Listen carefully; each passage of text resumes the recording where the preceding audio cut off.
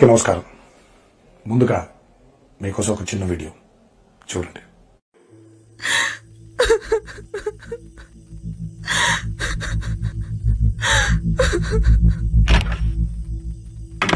శ్వేత, ఏమైంది?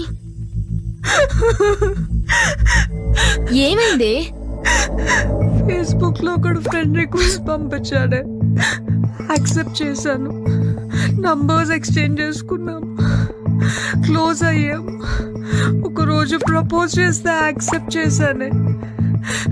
అటువంటి ఫొటోస్ అడిగాడే, పంపాను.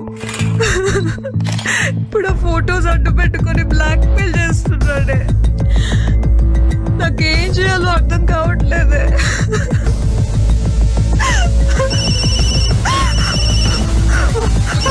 ఏం కాదు, టెన్షన్ ఏం కాదు. వ్యక్తిగత సమాచారాన్ని సోషల్ మీడియాలో పోస్ట్ చేయకండి. తగు జాగ్రత్తలు వహించండి. అపరిచిత వ్యక్తులతో ఆన్లైన్ పరిచయాలు అనుకోని కష్టాలకు కారణం కావచ్చు.